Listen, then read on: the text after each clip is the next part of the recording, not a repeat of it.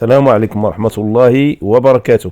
تحية مجددة لكل أحبابي متابعي قناة مصدق رسم في درس جديد وحلقة جديدة. أفضل فكرة لرسم الجبال بالطريقة الاحترافية بالفرشاة وألوان الأكريليك حصريا. في البداية كنبدأ التلوين. شوفوا اللون الأزرق اللي درت فيه، الأزرق والبنفسجي والأبيض. درجة ديال اللون هنا متوسطة كيف ما كتشوفوا، ولاحظوا المساحة اللي لونت فيها هذا اللون.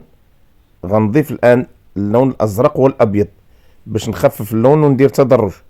ولاحظوا الدرجة ديال اللون، بمجرد ما كنوضع الفرشاة كيبان التغيير وكيبان الفرق ما بين اللون واللون.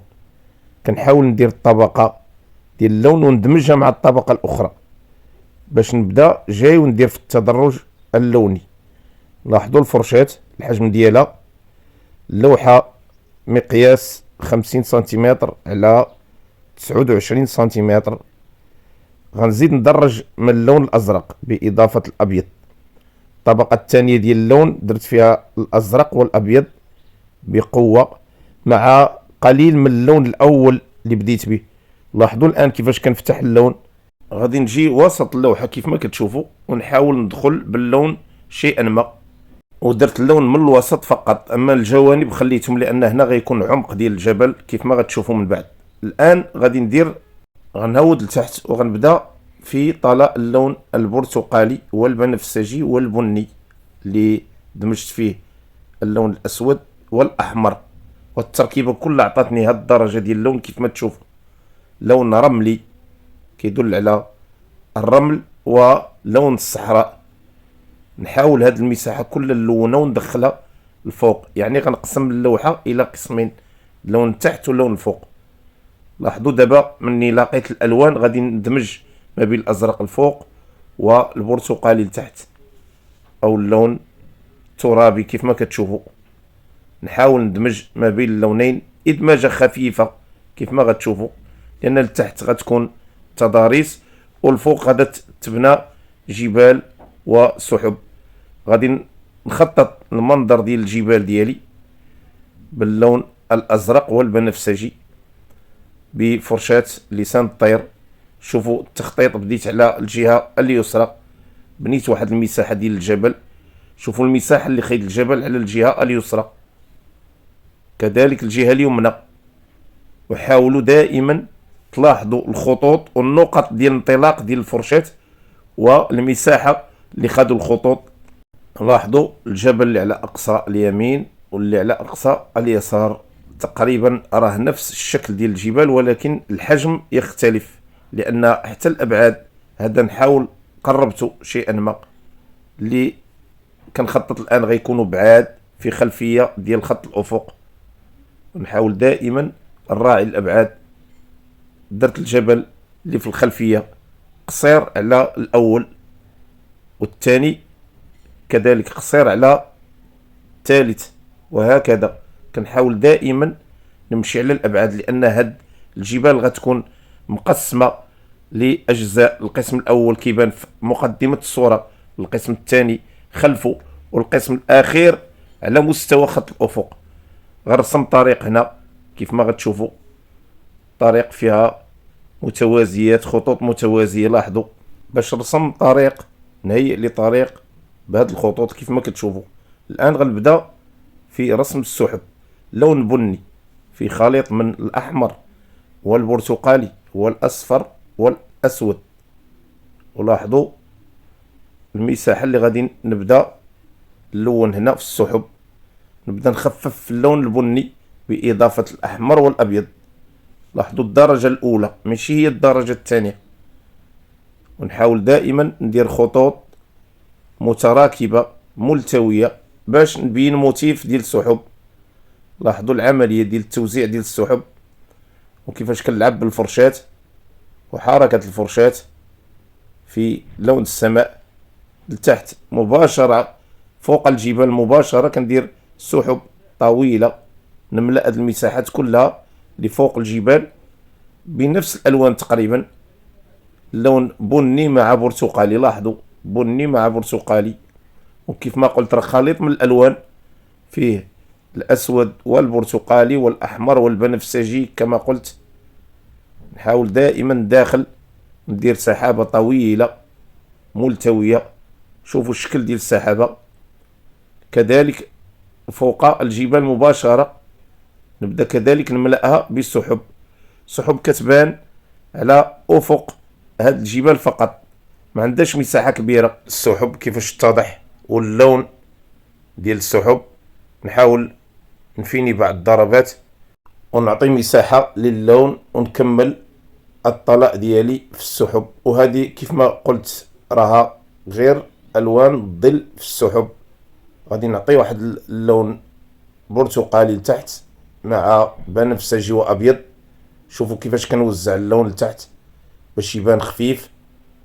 نحاول ندعم اللون ونعاودو وندير حتى البرتقالي احيانا. ومني كيدخل هذا اللون في البرتقالي في هذه التركيبه كيخفف من اللون، الا ان دائما الفوق ديال السحب غنلعب عليها في الاضاءه. انا درت هذا العمق ديال هذا اللون باش نعطي اضاءه وغتبان وتنسجم معها. غنجيب البرتقالي ونضيف عليه الابيض ونبدا ندير في الاضاءه. لاحظوا الان غنمشي على طيله الخط ديال السحب من الفوق باش ندير هذا اللون. ولاحظوا كيفاش غنوزعوا اللون من عائله الالوان اللي درت في الاول باضافه اللون البرتقالي والابيض. مني ضفت اللون الابيض والبرتقالي عطاها الدرجه، فتحات لي وعطاتني الاضاءه الفوق من السحب. نبدا نوزع داخل هاد التركيبه ديال السحب فوق في الجوانب. نحاول نلتمس الاضاءه دائما بهذا اللون. لاحظوا كيفاش كنداخل الخطوط ديال السحب والاضاءه بنفس الطبقه ديال اللون. كنضيف اللون الابيض احيانا والاصفر احيانا، ولكن اغلبيه اللون كندير مع البرتقالي كيف ما كتشوفوا، لانه كيناسب اللون ديال الظل اللي درت في الاول. والتوزيع دائما بفرشاه الانجولو. لاحظوا كيفاش كندخل العمق اللون لداخل باش نوزع هاد الاضاءه. دائما نحاول نلعب حتى بالموتيف، يعني نبدل الشكل ديال السحب داخله وخارجه هاد التركيبه دائما، ونغني اللون ديال الاضاءه بهاد الضربات. غادي نضيف لون ابيض احيانا باش نعطي اضاءه اكثر. لاحظوا كيفاش غنبدا نضيف اللون الابيض الان باش نعطي اضاءه اكثر للسحب وتبان مضيئه ومتدرجه، اللون متدرج في الاضاءه. كذلك التوزيع غيكون حتى داخل هاد التركيبه ديال الظل. دائما نحاول نغني المساحات ديال الضوء وكتكون العمليه رائعه بهاد الدرجه ديال اللون باضافه دائما الابيض. لاحظوا داخل العمق ديال الالوان كندخل سحب وكنضيف اللون الابيض على نفس اللون، واحيانا كنضيف حتى اللون الاصفر باش يعطيني واحد الميول لهذا اللون كيبان كينسجم مع هذا اللون. ثم نوزع البرتقالي وبني مره اخرى تحت هذه الاضاءه. ولاحظوا كيفاش عطات، يعني تغيرت طبقه اللون ونخففها على مستوى خط الافق مباشره فوق الجبل اللي في الخلفيه. غندير اللون خفيف بني خفيف ونوزعه كيف ما كتشوفوا فيه برتقالي وبني مع اضافه للابيض، لذلك عطاها الدرجه هذه. ثم نوزع بعض الشظايا ديال السحب متطايره الفوق. لاحظوا باللون البني والابيض والبرتقالي. لاحظوا خليط من الالوان باش نوزعه بخفه وندمجو بالاصبع ديالي. الان غنبدا في التركيبه ديال لون الجبال، لون اسود وازرق وبنفسجي مع اضافه للابيض. نبدا بالجبل اللي في الخلفيه في مستوى خط الافق، نضيف لون اسود على التركيبه باش نبدا نزيد في العمق ديال اللون. لتحت غندير لون بني باش نوحي لرمال لتحت، ثم نضيف اللون اسود على التركيبه. وغنبدا تدريجيا نبدا نزيد في اللون الاسود على التركيبه ديال الالوان كيف ما غتشوفوا هنا. الان ضفت اللون الاحمر والاسود على الازرق والبنفسجي. لاحظوا كيفاش غيبدا يتغير اللون.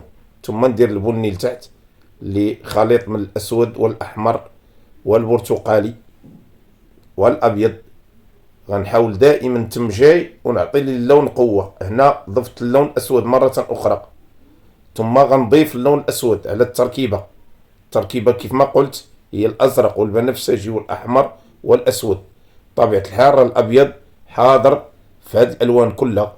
شوفوا كيفاش كتغير درجة اللون بمجرد من تمجاي المقدمة الصورة. كنغير من اللون وكنزيدو عمق ونعطيه اللون الأسود باش يبان عميق ومظلم أكثر. هنا التركيبة فيها ثلاثة الألوان، الأسود والأحمر والبنفسجي، بدون استعمال للون الأزرق.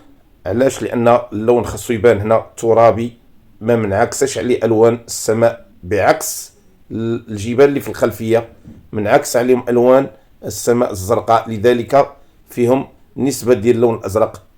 لاحظوا كيفاش غنبدا ندمج اللون لتحت مع الرمال اللي كتشوفوا فيها، وهذا الطلاء اللي درت في الاول ديال اللون البرتقالي اللي هو ترابي ساعدني بشكل كبير باش يندمج مع هاد الالوان اللي كتشوفوا فيها الان. لاحظوا الاندماج ديال اللون البني مع هاد اللون الترابي، فهاد العمليه ديال الادماج رائعه. كذلك بالنسبه للجبل الاخر ندمج بشكل خفيف باش نعطي واحد الظل للجبل تحت. الان نفس التركيبه ديال اللون، يعني الأسود والأحمر والبنفسجي مع زيادة للون الأسود شيئا ما.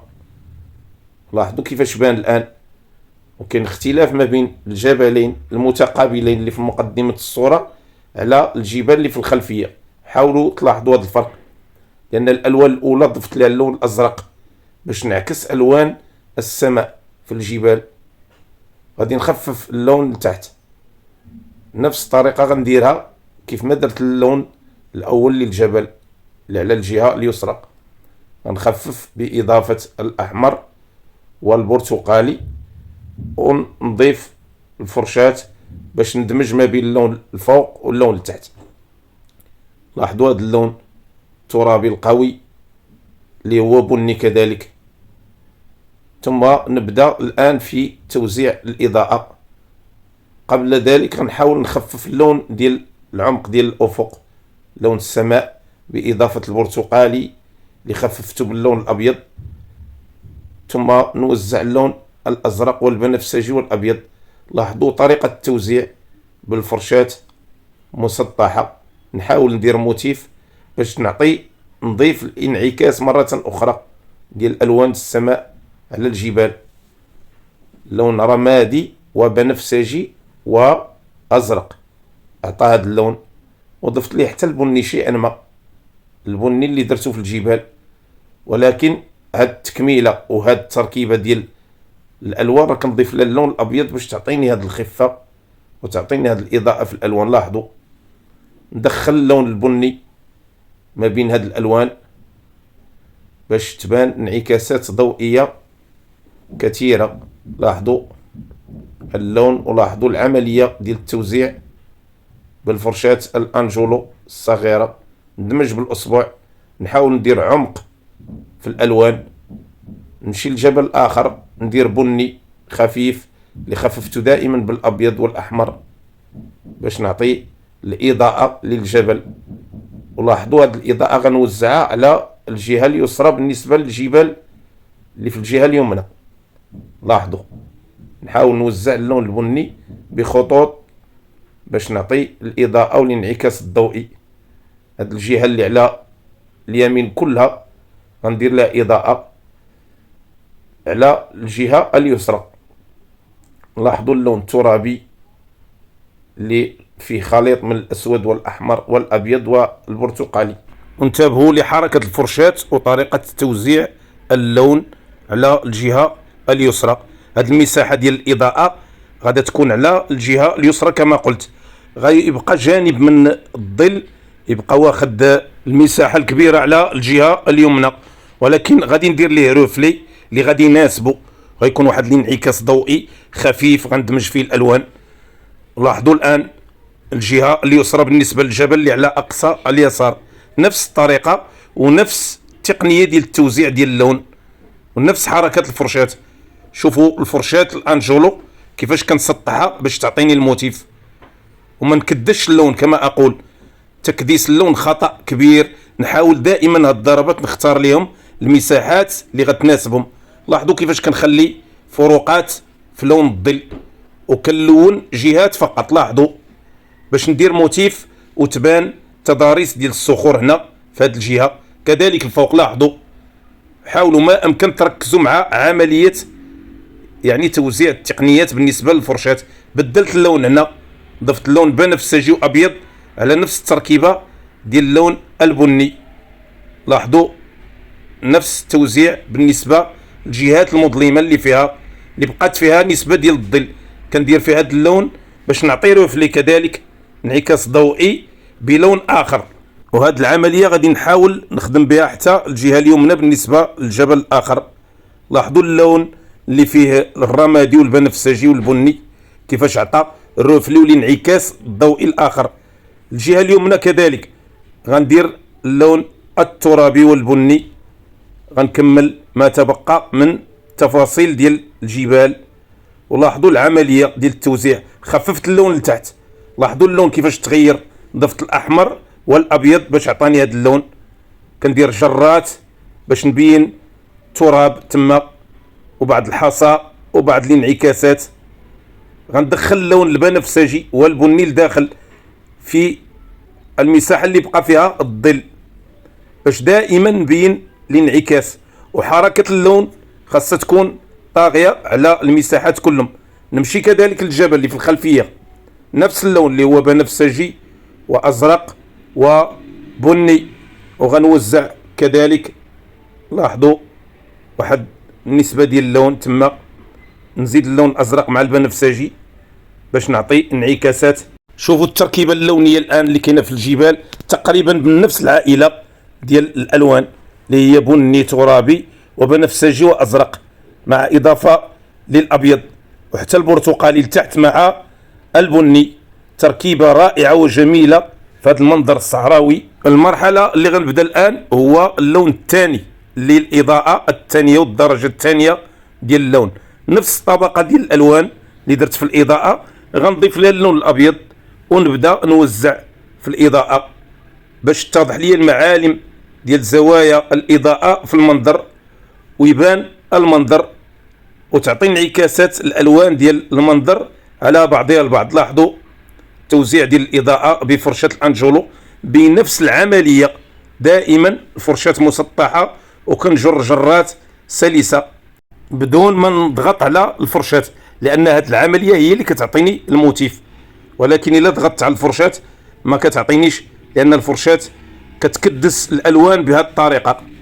طريقه الضغط على يعني الكانفاس كيعطيني مجرد لون فقط وما كيظهرش الموتيف. لاحظوا الان العمليه ديال التوزيع الاخيره كيفاش كتعطي الموتيف وكيفاش كتبين الاضاءه رائعه لتحت بطريقه احترافيه. نوزع كذلك اللون الرمادي والازرق والبنفسجي على الجبال اللي بالخلفيه باش نبين انعكاس ضوئي. لاحظوا دائما الالوان كما اقول لها حركه في المنظر، وهذه الحركه ديال اللون هي اللي كتعطي الحياه للمنظر الطبيعي. لذلك كما اقول حركه اللون في المناظر الطبيعيه كتلعب دور. لاحظوا غادي نبدا ندير في عمق في الجبال باللون البني ونوزع اللون البني باش نبين عمق ديال الجبال، ما تبقاش الاضاءه طاغيه. لان دائما السر في اكتمال المنظر هو الحق ديال اللون ديال الظل وحق اللون ديال الضوء في المنظر لكي تكتمل الصوره ويبان المنظر رائع واحترافي. الان غنوزع لون بني كذلك مع برتقالي باش نبين هاد المسالك ديال الطريق اللي غادا تنهي ليا المنظر. ولاحظوا التوزيع ديال اللون البرتقالي مع البني كيفاش عطى انعكاس رائع للالوان في هاد المساحه اللي فيها اللون الرملي او الترابي. لاحظوا اللون البرتقالي مع اللون البني كيفاش عطى. بطبيعه الحال راني كما اقول دائما كنخفف الالوان بالابيض. هنا راه ضفت اللون الاصفر باش يعطيها الطبقه وتبان الالوان رائعه. نحدد واحد المسالك طريق يعني مخرج ديال طريق فيها مسالك طرق ونحاول ندير هاد اللون كذلك على الجهه اليمنى. نبين فيها انعكاس ضوئي كذلك، وبعد الرمال اللي غتكون على الجهه اليمنى ضرب فيها الضوء. لاحظوا المساحه اللي غيشد هذا اللون، غتبقى واحد المساحه من اللون اللي كان في الخلفيه لتحت. ندير اللون ابيض ندمجو لان اضاءه هنا وانعكاس ضوئي. لاحظوا كيفاش اتضحت الزاويه ديال الرؤيه. غنوزع لون بني الان بنكهه الاسود، يعني اللون البني ضيف لي الاسود بقوه. لاحظوا كيفاش دمجتو وكيفاش بينتو هنا. هاد اللمسه عطات الشكل كيف ما كتشوفوا، الشكل ديال حفره او حدبه اللي عطات اضافه لهاد التضاريس. ولاحظوا غنبدا نوزع الان في الوان اخرى، اللون الاسود والاخضر، باش ندير هنا بعض الحشائش الصحراويه بفرشه الانجولو. غادي نوزع بعض الكتل ديال الحشائش الصحراويه هنا، عطيت اللون الاسود والاخضر. وشوفوا كيفاش غنوع من الاشكال على حسب الابعاد، لان هاد التقنيه اللي خدام بها الان غادي ندير اشكال اللي قريبه كبيره، اشكال اللي بعيده يعني صغيره، على حسب نقطه الافق. لان هاد المسالك اللي بنيت اصلا مشاو على قاعده نقطه الافق او خط الافق او نقطه التلاشي. لذلك غنبدا نقرا في الزاويه على حسب الابعاد.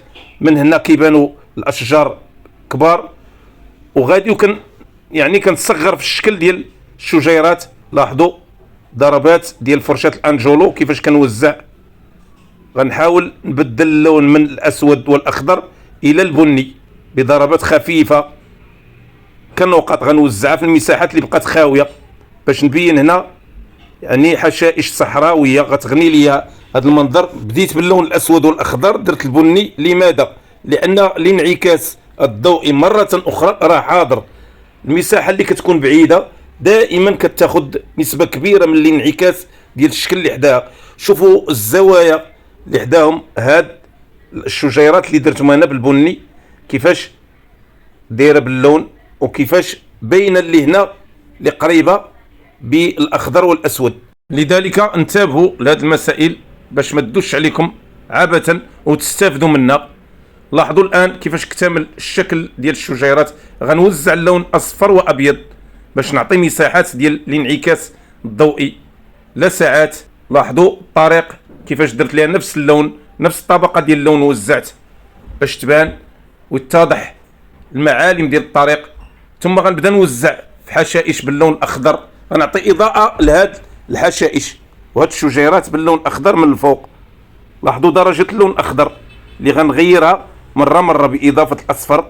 انا درت الازرق والاخضر والاصفر والابيض، وكنعطيها الاصفر احيانا باش نبدل اللون. حاولوا تقارنوا ما بين الالوان الاولى والالوان الثانيه، لان الانعكاس كما اقول دائما الشجيرات الصغيره ما غاديش نمسها، لان اللون الاخضر غير مناسب في الوان الظل 100%. لذلك نحاول نغني باللون الاخضر هذه المساحات اللي بين الشجيرات اللي قريبه من المنظر الطبيعي. نعطي اضاءه خفيفه باضافه اللون الابيض، ثم ندير ظل هذه الشجيرات باللون البني. ولاحظوا معايا هذه الاضافه ديال الظل للشجيرات كيفاش غتبين الوضعيه ديال الشجيرات والشكل ديالها والواقعيه اللي غنحصل عليها بهذه الضربات الخفيفه. ولا لاحظتوا راني درت 3 العمليات، لون ظل لون ضوء ودرت الانعكاس ديال الظل فقط.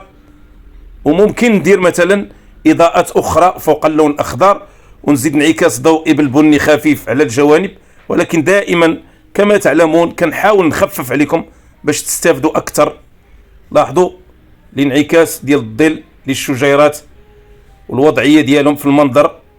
ثم غنبدا نوزع في ظل في الطريق وندير بعض التشققات اللي غتبين الارض قاحله جافه. لاحظوا بلون بني دائما بنفس الطبقه ديال اللون. بطبيعه الحال غنضيف لها اللون البرتقالي والاحمر خفيف باش تبان في هذه الطبقه منعكسه بشكل قوي، لان اللون الاسود عميق كيقتل حتى الايحاء ديال الظل، كيقتلو الا كان بوحدو اللون اسود. لذلك دائما نحاول ندمجو باش يعطي المفيد ويعطي المعنى ديالو، لان اللون الاسود راه لون الظل بامتياز، يجب ادماجه مع جميع الالوان لكي احقق الوان الظل على حساب كل درجه ديال اللون. هذه الخطوات الاخيره بالنسبه لهذا المنظر الطبيعي. كنتمنى دائما تكون تكونوا تستافدوا من هذه الحلقات، من هذه السلسله ديال الدروس القيمه. وكنشكر دائما كل احبابي الذين يتواصلون معي ويشجعونني كيبارطاجيو ومشتركين في القناه ديالي، واتمنى من الله سبحانه وتعالى ان يستفيدوا استفاده قصوى. تعليقاتكم اجيب عليها، اقتراحاتكم اخذ بها على عين الاعتبار، وانا متواصل معكم على قدر المستطاع. ما تنساوش الاشتراك في القناه والضغط على زر لايك البارطاج بين احبابكم واصدقائكم، لان هذا المحتوى مفيد. تحياتي الخالصه لكم احبابي، السلام عليكم ورحمه الله وبركاته.